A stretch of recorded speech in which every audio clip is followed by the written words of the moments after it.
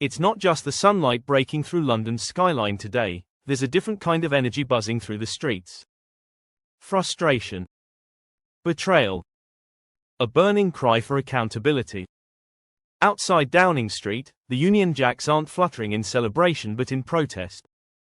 Citizens have come out in force, demanding something few dared to imagine even a year ago: the immediate resignation of Prime Minister Keir Starmer.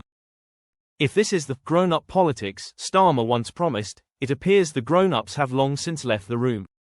Now, it's the people who are stepping forward. A gentleman at the gates is giving number 10 a piece of his mind, his voice rising above the crowd, bringing up grooming gangs as a nearby officer listens with a wry smile. Starmer's political rise has been a polished illusion, more a PowerPoint presentation than a vision. He sold himself as a principled figure, a man grounded in public service. But once in power, the reality emerged: a technocrat in designer suits, a manager when Britain cried out for leadership.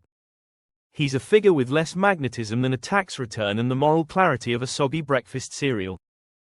Let's not forget, this is the same man who climbed the Labour ladder under the populist momentum of Jeremy Corbyn, only to torch the very ideals that got him there once they were no longer politically convenient.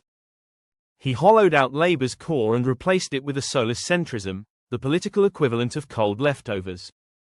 His supporters point to his competence, but what does that even mean? He shifts positions like a weather vane in a storm. One day it's immigration control, the next it's pro-business rhetoric, then suddenly a nod to social justice. Say everything, mean nothing. Starmer is the political equivalent of an unread newsletter clogging your inbox. He claimed he would unify the country, but delivered fragmentation. He promised hope and handed out recycled Blairism. His legacy, as it stands, is one of grey mediocrity, a chapter in Labour's history that inspires neither pride nor passion. And the crowd outside today? They aren't extremists or fringe agitators. They're nurses, veterans, shopkeepers, and students. People who have patiently watched this government drift into irrelevance. Their flags are not symbols of nationalism, but of urgency. They see a man at the helm who seems allergic to authenticity, incapable of bold choices, and disconnected from the consequences of his own policies. And what policies, exactly? Starmer's platform shifts so often it could be sold as a children's toy. No clear direction. No firm values. His approach to leadership is less about principle and more like a game of political whack-a-mole. When it comes to addressing real questions, he dodges like a seasoned escape artist. Journalists get the runaround, and the public gets platitudes. The team around him might as well have been generated by AI, neoliberal buzzwords in human form. Even within Labour, whispers of doubt are growing louder. MPs murmur behind closed doors, afraid to say aloud what they know deep down: Starmer is leading him nowhere. Labour under his rule has become a lifeless brand, stripped of movement, purpose, or soul. It's marketing over meaning. And the British public, ever polite and patient, are beginning to rise. What began as quiet discontent has evolved into a loud, focused cry for change. As Starmer ducks behind press statements and curated appearances, real people are showing up with raw voices and real demands. His carefully manufactured image, designed for sound bites and social media, can't hold against the growing storm of consequences, economic, political, and social. Britain isn't pleading with him to lead. It's begging him to step aside. And if he can't hear them now, he soon will. Meanwhile, in the Lords, a different tone emerges, one that cuts through the noise with unnerving clarity. A debate on energy policy takes a sharp turn as one peer delivers a scathing indictment of Britain's current direction. He begins by thanking fellow Lords, paying tribute to a maiden speech, then pierces through with a line that lands like a lightning strike: when everyone's thinking the same, no one is thinking. The energy crisis isn't some abstract issue, it's a growing burden on working people. The cost of living is spiraling. Energy is the most expensive in the developed world. This isn't a distant threat. It's a reality. Billions in subsidies are funneled into foreign-owned wind farms. The public is forced to foot the bill when the wind blows too hard. Net zero, a noble aim, is in danger of becoming a massive wealth transfer from the working class to the elite. The green levies and taxes aren't just unpopular, they're unfair.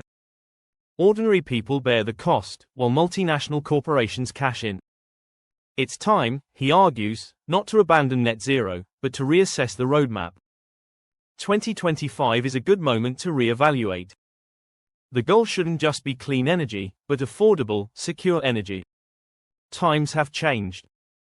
Policies must too. We must reindustrialize, rebuild our energy infrastructure, and return dignity and prosperity to working people. The world is uncertain. We may need to strengthen our defenses. But above all, we must protect the people of these islands. And sir, he urges the House to take note, not of fantasy, but of reality. This isn't about denying climate change. It's about facing facts. Yesterday's Parliament session only added fuel to the fire. When the Energy Minister was pressed for answers, costs, contingencies, the basic math of it all, the responses were evasive at best. How much will net zero cost the average household? How will the upgrades be paid for?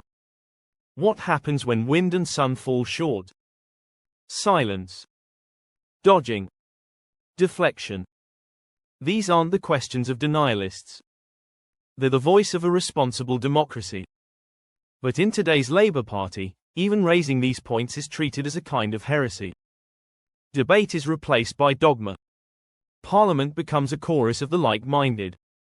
And dissent. Silenced. The cost of blind ambition is becoming clearer by the day. As bills climb and industries strain, the public is being told to trust a plan that has yet to explain itself. Meanwhile, the architects of that plan continue to sidestep scrutiny. Starmer's Britain isn't being guided, it's being managed, marketed, and misled. And now, as more voices rise, as more hands wave flags not in pride but in protest, the message is undeniable. This country needs more than spin. It needs truth, courage, and above all, change.